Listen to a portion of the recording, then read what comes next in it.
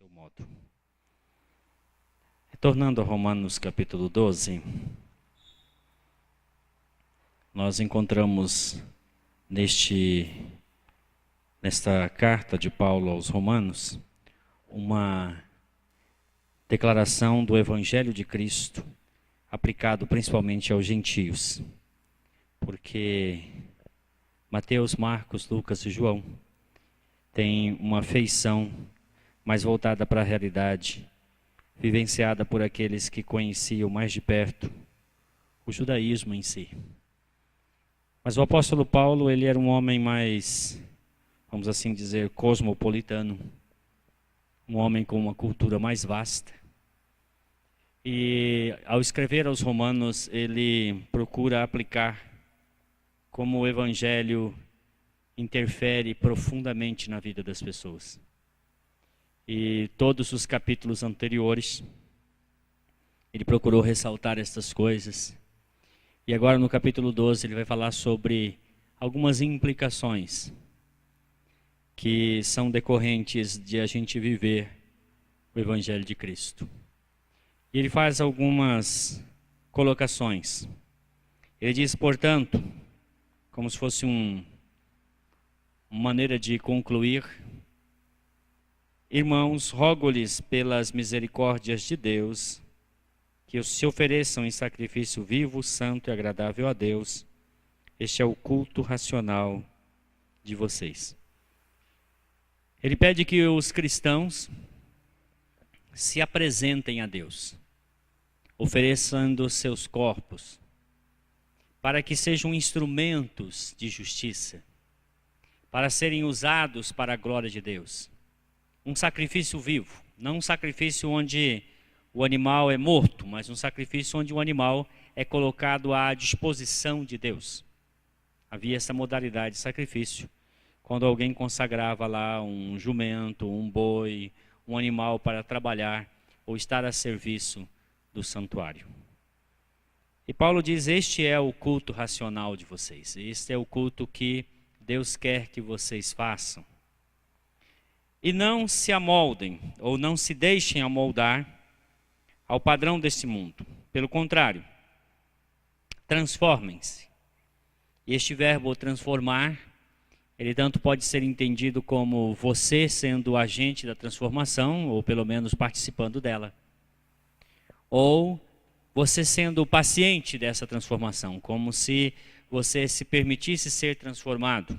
Muitos optam por essa maneira de entender, entendendo que quem nos transforma é o Espírito Santo, mas nós cooperamos neste processo na medida em que nós permitimos que o Espírito Santo nos transforme.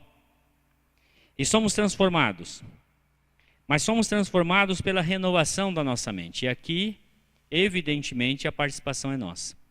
Nós precisamos buscar que a nossa mente seja renovada. Que haja uma renovação, que haja uma reprogramação da nossa mente. Que nós mudemos a maneira de pensar e estejamos sempre refletindo sobre como nós estamos pensando, como nós estamos entendendo, como nós estamos compreendendo a nossa realidade, o nosso relacionamento com Deus, o nosso relacionamento de uns com os outros e o nosso relacionamento com a sociedade, com o mundo que nos rodeia. E ele diz que essa renovação ela é necessária para que nós possamos compreender, para que nós possamos experimentar a vontade de Deus. E essa compreensão, essa experiência da vontade de Deus, vai nos levar a descobrir, a perceber que a vontade de Deus é sempre boa, perfeita e agradável. E quando nós temos dificuldade de compreender a vontade de Deus, a gente precisa olhar novamente para esse texto e nos perguntar: eu tenho oferecido a mim mesmo como um sacrifício vivo, santo e agradável a Deus?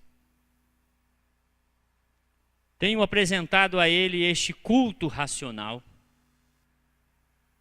Eu tenho me deixado conformar a este mundo, a esta realidade que nos cerca? Ou eu tenho cooperado com o Espírito Santo para que Ele me transforme por meio de uma renovação contínua da minha mente?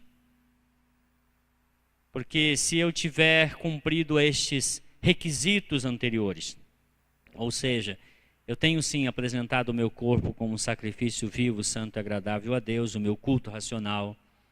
Eu não tenho me conformado com o presente mundo. Eu tenho cooperado com o Espírito Santo para que ele me transforme por meio de uma renovação da minha mente. Então é natural que eu compreenda, ou que eu comece a compreender qual é a boa, perfeita e agradável vontade de Deus. Paulo fecha, vamos assim dizer, este círculo de argumentação, e a partir daqui em diante, ele começa a mostrar como você pode renovar sua mente. Este é assunto para uma outra ocasião. Mas eu quero nesta noite falar com vocês sobre a necessidade de renovar a mente. E a necessidade da renovação da mente, ela traz consigo uma outra necessidade mais elementar ainda, a necessidade de conhecer a Cristo. Mas não somente um conhecer de ouvir falar, não somente um conhecer porque leu a respeito. Eu nunca me encontrei com Jacques Cousteau, aquele pesquisador, né? Mas fiquei sabendo a respeito dele, li algumas coisas a respeito dele, mas nunca o encontrei pessoalmente, não vou porque ele já faleceu. Mas você pode ter um conhecimento de alguém a respeito do que você leu, das informações que você teve, a respeito de alguém que lhe disse, e ainda não conhecer essa pessoa de fato. Porque conhecer de fato significa que você tem experiências de convivência com este alguém. E sim, é possível conhecer a Jesus nesse nível. No nível da convivência, no nível do andar junto a Ele, tê-lo junto a você em sua caminhada. Para isso é necessário que você queira conhecê-lo. Para isso é necessário que haja da sua parte uma disposição em dizer sim, eu quero conhecer Jesus como Jesus pode ser conhecido. Porque Ele não vai se dar a conhecer àqueles que não querem conhecê-lo. E o apóstolo Paulo, este que escreve esta carta, foi um homem que ele teve um passado marcado por algumas características muito próprias dele. Mas também houve uma experiência em sua vida que mudou completamente a sua maneira de ver a si mesmo, a Deus, as pessoas, a Cristo. E então a partir dali a sua vida sofreu uma radical mudança e também mudaram seus valores. E ele precisou, em função disso, renovar sua mente, repensar seus valores, repensar o que ele queria da vida, quais seriam as suas forças motivadoras. Eu quero falar sobre Paulo, ao mencionar isto, que um dia ele tendo um encontro com Jesus, ele precisou passar por um processo longo de renovação da sua mente. O que ele está aconselhando aqui aos romanos era algo que ele experimentou em sua própria experiência de vida. Vamos para Filipenses, capítulo 3. O apóstolo Paulo nos dá um testemunho breve a respeito dele, para que vocês entendam o contexto. Na cidade de Filipos, havia alguns irmãos que se intitulavam apóstolos. E Paulo chama de falsos apóstolos, pessoas que queriam unicamente se promover, que queriam ter algum benefício e queriam de uma certa maneira explorar a fé dos irmãos. E essas pessoas que se intitulavam apóstolos, não sendo apóstolos, eles criticavam Paulo lá em Filipos. Eles faziam comentários ácidos, maldosos, depreciativos a Paulo. Criticando não somente a maneira como Paulo pregava o Evangelho, não somente o conteúdo do Evangelho pregado por Paulo, mas a própria pessoa do apóstolo Paulo. O apóstolo Paulo escreve esta carta dizendo a respeito dessas pessoas que elas eram pessoas que, de alguma maneira, na ausência eram ousadas, mas quando ele chegava, eles se tornavam mansinhos, calmos, não tinham coragem de falar as coisas que falavam na sua ausência. Mas Paulo, então, resolve defender-se, ou pelo menos expressar algumas palavras em sua defesa, ao escrever o capítulo 3, dos versos 1 até o verso 11. Finalmente, meus irmãos, alegrem-se no Senhor. Escrever-lhes de novo as mesmas coisas não é cansativo para mim, é uma segurança para vocês. Cuidado com os cães. Paulo não foi nada eufêmico, chama essas pessoas que se opunham a ele de cães. Ficam ladrando, ficam ali criando a situação caótica. Cuidado com esses que praticam o mal, cuidado com a falsa circuncisão. Pois nós é que somos a circuncisão. Nós que adoramos pelo Espírito de Deus e nos gloriamos em Cristo Jesus e não temos confiança alguma na carne, embora eu mesmo tivesse razões para ter tal confiança. Ele estava dizendo, esses falsos irmãos, estes cães, essa falsa circuncisão, eles estão confiando em algo carnal. Eles acham porque eles são descendentes de Abraão, foram circuncidados quando criança, por isso eles têm acesso a uma revelação superior, a uma manifestação mais gloriosa de Deus em suas vidas. Paulo disse, isso é mentira, isso não é verdade de maneira nenhuma. Eles estão ostentando para vocês, não se impressionem com eles. E aí ele continua o verso 4 dizendo, se alguém pensa que tem razões para confiar na carne, eu ainda mais. Se eles acham que teriam motivos para eles confiarem na realidade deles, ou seja, no pedigree espiritual deles, eu mais que eles ainda, Paulo está dizendo.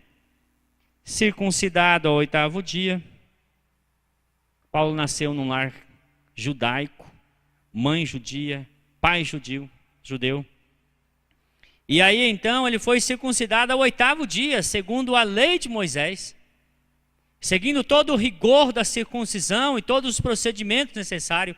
Paulo diz, eu participei disso tudo, pertencente ao povo de Israel, à tribo de Benjamim, verdadeiro hebreu, quanto à lei, fariseu.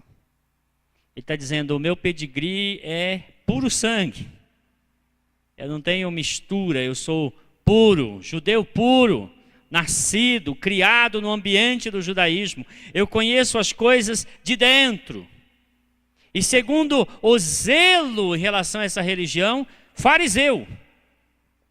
Do grupo mais radical, do grupo assim que leva ao pé da letra, cada letrinha ali, e observa, se mudar uma coisinha, cria-se um pandemônio em cima para se levantar as questões e resolvê-las. Ele era fariseu, ele era xiita, ele era radical. Quanto ao zelo, perseguidor da igreja. Aqui ele diz, olha, quando no auge do meu zelo pela religião judaica, eu persegui a igreja. Ele dá detalhes disso em Atos 22 e Atos 26.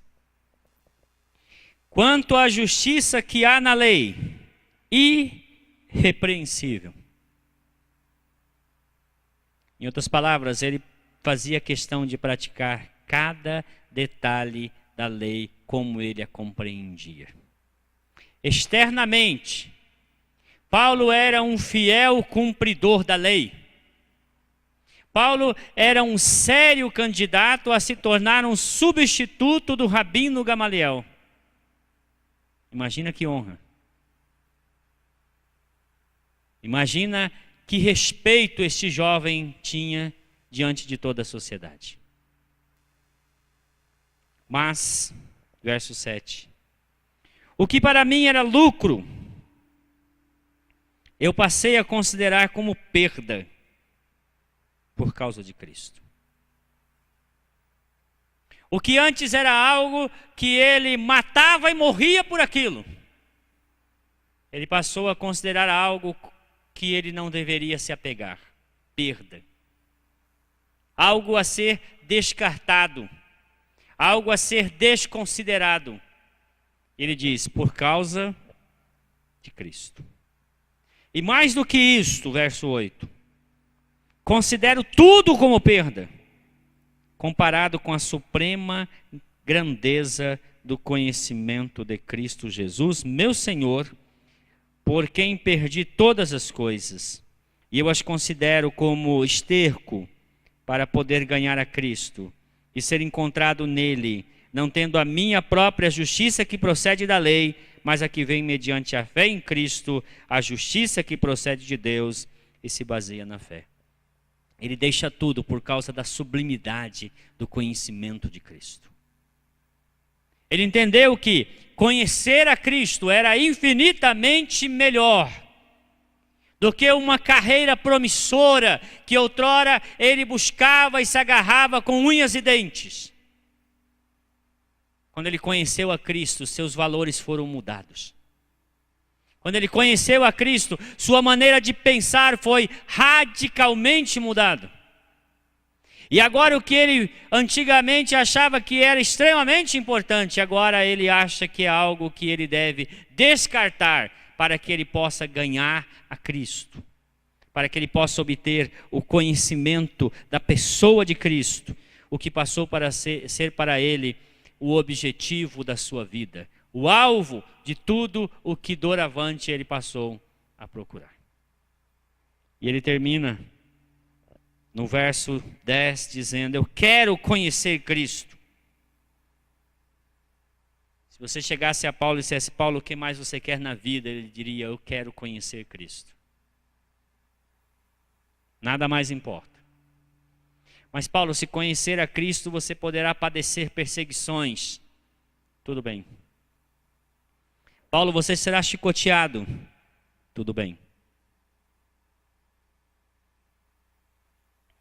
Paulo, você será hostilizado dentro da igreja, fora da igreja. Tudo bem. Paulo, você poderá ser preso. Sim, tudo bem. Paulo, você será decapitado. Tudo bem. Isso passou a ser a obsessão da sua vida, a razão da sua existência. Quero conhecer Cristo, o poder da sua ressurreição e a participação em seus sofrimentos, tornando-me como ele em sua morte, para de alguma forma alcançar a ressurreição dentre os mortos. Que palavras profundas, que defesa eloquente. Paulo está dizendo, olha, essas pessoas que estão ostentando, dizendo para vocês que eles são superiores a vocês porque eles nasceram em berço judaico, porque eles conheceram a lei e viveram a lei, eles estão enganando vocês, porque eles estão colocando para vocês algo que não vale a pena se apegar.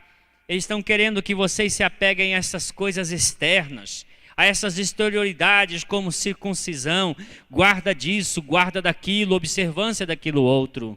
Estas coisas não são valiosas. Porque essas coisas são exterioridades. Essas coisas não mudam o homem lá dentro. O que muda o homem lá dentro é o Espírito Santo. Este sim é capaz de mudar o homem de dentro para fora, coisa que a lei, a adequação à lei, a observância à lei, não é capaz de produzir. Nós não somos transformados pela simples guarda de um dia específico na semana. Nós não somos transformados por fazer isto, aquilo, ou deixar de fazer isto, aquilo. Nós somos transformados pelo poder do Espírito Santo a partir de dentro. Quando nós resolvemos que nós queremos unicamente conhecer a Jesus. Conhecê-lo em nossa experiência. Vivenciar a vida de Cristo em nós. Esta vida da videira que nos leva a produzir muitos frutos. Como eu disse, o apóstolo Paulo conta-nos o testemunho dele em duas ocasiões. em Atos capítulo 22, diante dos judeus, e em Atos 26, diante do rei Agripa. Ele dá seu testemunho e em ambos ele é muito coerente em colocar a ordem no seu testemunho. Ele começa dizendo: olha, eu nasci em Tarso, na Cilícia, tendo nascido de família romana, mas em uma cidade uma família judaica, em uma cidade sob jurisdição romana. Eu nasci com dupla cidadania, eu sou um judeu romano. E a cidade de Tarso era uma cidade culturalmente bem evoluída. Paulo nasceu ali e ali foi criado. E aos 13 anos de idade é costume judeu que o pai leve o filho até um lugar para que ele seja examinado pelos entendidos da lei, é o bar mitzvah. Jesus fez isso, está relatado em Lucas capítulo 2. E Paulo foi levado certamente a Jerusalém. Quando lá em Tarso eles viram aquele menino prodígio, aquele menino inteligente, aquele menino focado, certamente disseram os pais de Paulo: leva ele a Jerusalém, mostra para Gamaliel. E pelo relato do livro de Atos nós descobrimos que Paulo tinha uma irmã morando em Jerusalém. E Paulo foi a Jerusalém. E a gente não tem detalhes, mas dá-se a entender que ele foi apresentado a Gamaliel e certamente Gamaliel fez perguntas a ele. Era o costume dos rabinos buscar entre os filhos dos judeus um puro sangue. Buscar um que conhecia bem a lei, que fosse focado, zeloso. E Paulo foi um dos escolhidos.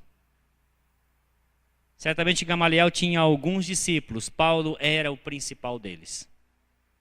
E a razão de estar junto a Gamaliel é para ser treinado para tornar-se um rabino, um mestre da lei. Nos dias de Jesus, poucos eram os rabinos. Os mais destacados que haviam entre eles, dentre estes mais destacados, Gamaliel era o mais destacado de todos. Provavelmente com seus 80 anos de idade, era um homem de grande respeito no meio da sociedade judaica. E Paulo era um dos seus discípulos, talvez o melhor deles.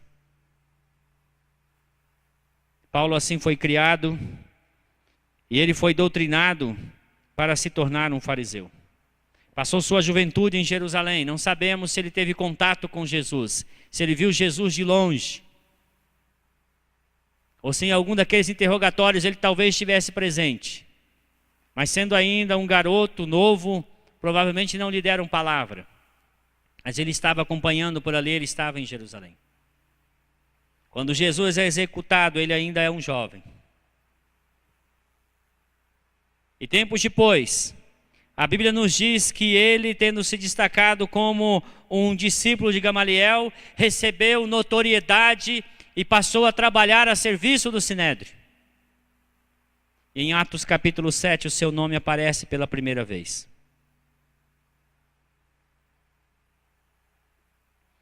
E aparece num contexto de morte.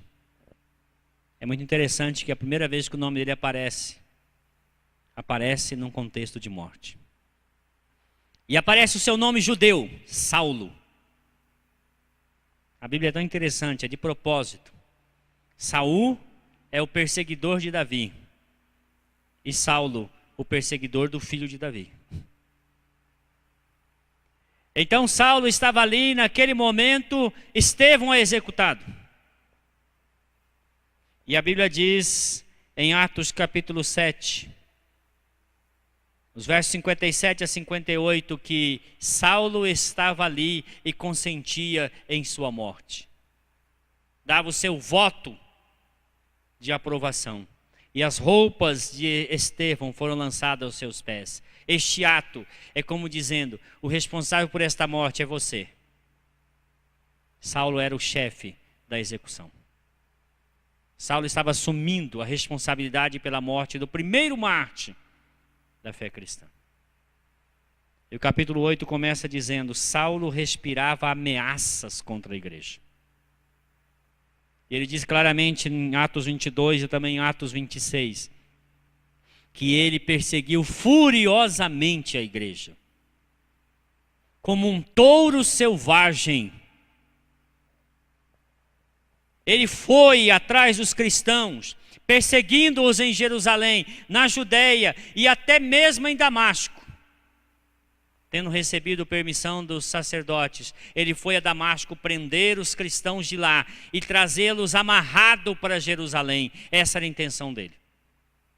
E ele estava indo nesta missão, juntamente com outros que estavam cooperando com ele nesse trabalho. E ele mesmo diz: mas estando perto do portão de Damasco, uma luz intensa brilhou sobre ele. E ele foi lançado ao chão. Ele caiu. E tendo caído ao chão, ele disse que as pessoas que estavam ao seu redor viram a luz, mas não ouviram nada. Mas ele ouviu uma voz dizendo para ele: Saulo, Saulo, por que você me persegue? E quando Saulo ouviu esta voz, ele fez duas perguntas. Vai comigo em Atos capítulo 22, dos versos 8 a 10. Atos 22, 8 a 10. Nessa ocasião em que ele é lançado ao chão, aquele homem arrogante, aquele homem que achava que estava fazendo um serviço em nome de Deus, lançado ao chão agora, ele faz àquele que o lança ao chão duas perguntas. Atos 22, 8 a 10. Então perguntei: quem és tu, Senhor? Quem és tu? Quem eu estou perseguindo?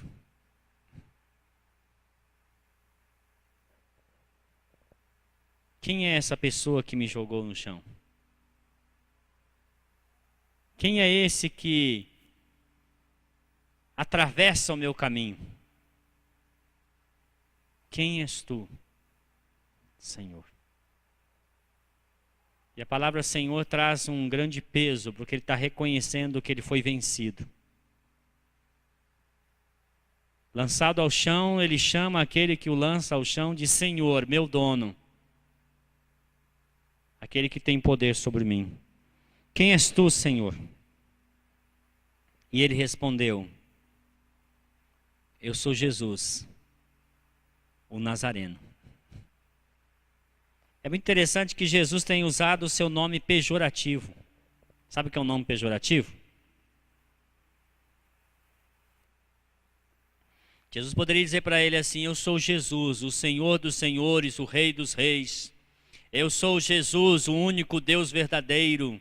Eu sou Jesus, o Emanuel, e assim por diante. Ele tinha um monte de nome para usar. Ele usou o nome pejorativo, porque os judeus desprezavam Jesus, chamando-o de Nazareno, aquele que vem de Nazaré. Que Nazaré era uma cidade que representava para eles tudo o que era de ruim. Alguém disse assim: é como dizer lá no Rio de Janeiro que aquele fulano veio da Baixada Fluminense, conforme o contexto deles falam lá. Aí Jesus diz para ele assim: ô Paulo, eu sou Jesus, aquele que você tem aprendido a desprezar, o Nazareno. A quem você persegue? Paulo achava que estava perseguindo o caminho. Paulo achava que estava perseguindo a igreja. Paulo achava que estava perseguindo um bando de fanáticos. E Jesus disse para ele assim: Saulo, você está perseguindo a mim. Não é uma boa ideia. E aí então, logo em seguida, ele diz: os que me acompanhavam viram a luz, mas não entenderam a voz daquele que falava comigo. E então perguntei de novo: que devo fazer, Senhor? Duas perguntas básicas: quem tu és e o que eu devo fazer? E a partir deste momento da experiência de Paulo, essas foram as duas perguntas que ele procurou responder desde então. Paulo poderia ter mais ou menos uns 30 anos de idade quando isso aconteceu. Ele morre aos 67 anos de idade em Roma. Nestes cerca de 36 anos de vida, ele buscou intensamente, ele quis saber quem é Jesus e o que Jesus quer de mim. Tudo o que ele fez foi para buscar resposta a essas duas perguntas que ele fez a Jesus no momento em que ele foi convertido ao próprio Jesus. Agora vocês imaginam a situação, né? Um homem criado no judaísmo, um homem doutrinado na lei de Moisés, um exímio defensor da lei de Moisés. Ele era como se hoje nós pudéssemos dizer um advogado de classe elevada, um profundo conhecedor da lei dos judeus, um acadêmico que está estudando com o melhor professor da Universidade de Jerusalém, participante da seita mais radical dos judeus, os fariseus. Agora ele precisa repensar toda a sua vida. Toda a sua vida. Tem um homem chamado Francis Schaeffer. Ele era ateu, estudou a filosofia, era um filósofo. E ele teve uma experiência de conversão. Ele se exilou por 2 anos. E por 2 anos ele estudou tudo de novo. E leu a Bíblia. Porque a cabeça dele ficou completamente confusa. C.S. Lewis era ateu. Teve uma experiência com Deus. E ele precisou repensar tudo que ele havia dito e estudado, escrito até aquele momento, para reprogramar tudo na sua mente. Quando você lê a história de Paulo, você tem a impressão que já no dia seguinte ele estava pronto. Ele também achou. Começou a pregar em Damasco, mas não deu certo. O rei Amintas perseguiu ele e precisou fugir. Foi para Jerusalém. Em Jerusalém ele deu problema. Ficou uns 3 meses, os irmãos tiveram que despachar ele. E aí então ele desceu para a região das Arábias, permaneceu lá 3 anos. Ele diz isso aos Gálatas. Depois de 3 anos ele voltou para Jerusalém, deu problema de novo. Aí os irmãos pegaram ele e levaram ele até o porto de Jope. Embarcaram ele num navio, mandaram ele para Tarso. Em Tarso ele ficou mais 8 anos. Paulo só começa o seu ministério aos 44 anos de idade. Este homem precisou levar um bom tempo para repensar toda a sua vida.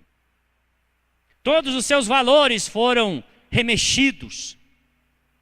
E ele, mais do que qualquer outra pessoa, precisava passar por uma renovação de mente. Ele precisava agora ler novamente tudo o que ele tinha lido, mas agora com um outro olhar. Não mais olhando apenas para Moisés, não mais olhando para a experiência de Israel, mas agora olhando para Jesus. Onde Jesus está em cada parte deste livro. Como isso se harmoniza com aquilo que Jesus ensinou aos apóstolos. E depois de ter passado por todo esse processo de readequação, de depuração da sua mente, Paulo chegou à conclusão de que tudo o que ele aprendeu, ele precisava deixar de lado. Para aprender verdadeiramente, ele precisava aprender a desaprender. E é assim, não é verdade? Às vezes nós conhecemos a Jesus tardiamente.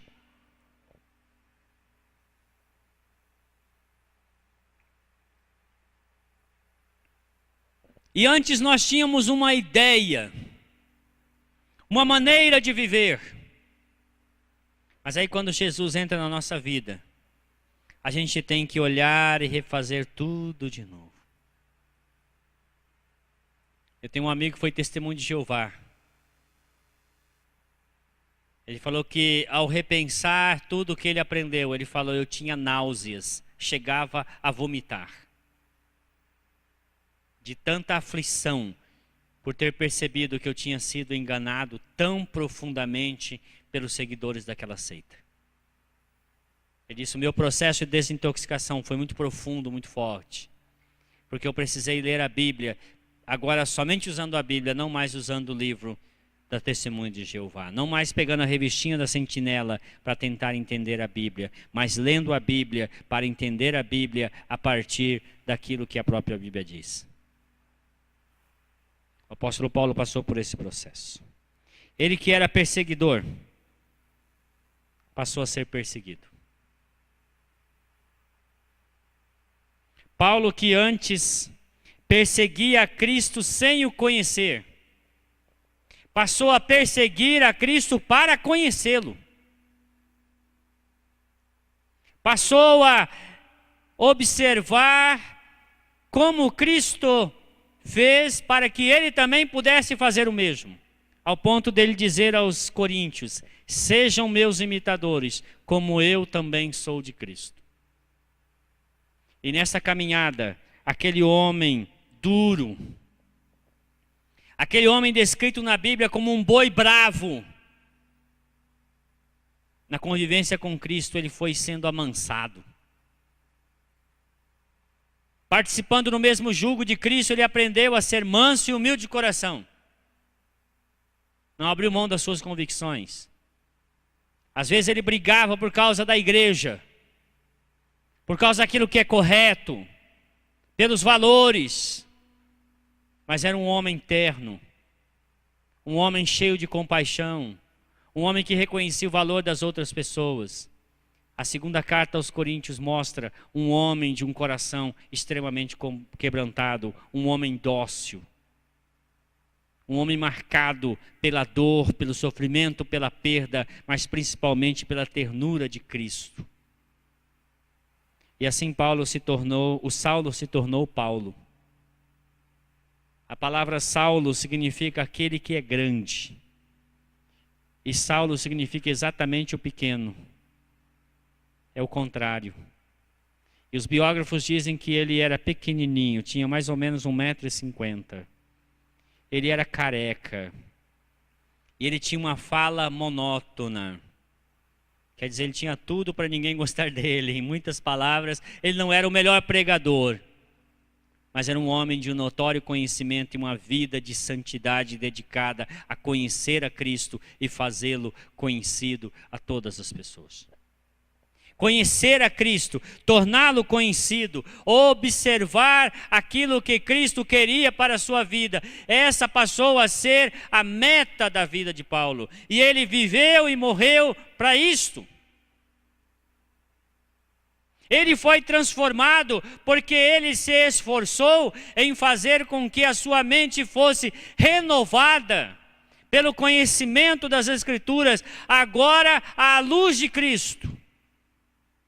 Não mais a partir do Sinai, mas a partir do Calvário. A referência mudou. Não mais Moisés, Jesus Cristo. Não mais os profetas, Jesus Cristo.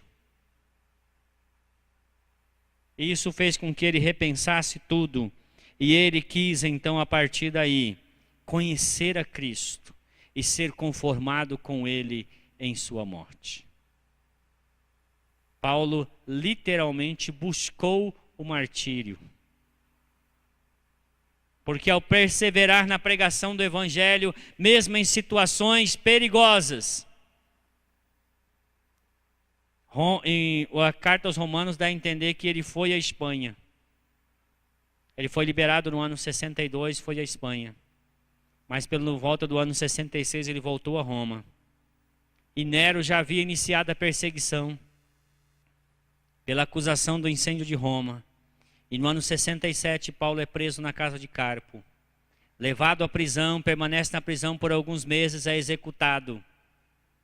Mas antes de ser executado, ele escreve uma carta a Timóteo dizendo: Timóteo, eu estou sendo oferecido em sacrifício agradável a Deus. Timóteo, fica tranquilo, eu combati o bom combate, eu acabei a carreira, eu guardei a fé. E desde agora está reservada para mim a coroa da justiça, a qual Deus tem preparado para aqueles que o amam. Ele tinha plena convicção de que a sua missão estava acabando e que ele foi fiel, ele foi sincero em sua busca por conhecer a Cristo e conhecer a vontade de Cristo para obedecê-la. Se você quer experimentar uma renovação da sua mente, coloca como objetivo maior na sua vida conhecer Jesus. Não esse Jesus popstar, não esse Jesus glamouroso que muitas vezes é apresentado nas igrejas, mas o Jesus crucificado. O Jesus que diante de Pôncio Pilatos deu fiel testemunho e que, tendo sido executado na cruz, foi morto e sepultado e ao terceiro dia ressuscitou dos mortos. É esse Jesus que Paulo queria conhecer, é esse Jesus que, quando nós o conhecemos, a nossa mente é renovada pelo poder de Deus. Erlon, por favor.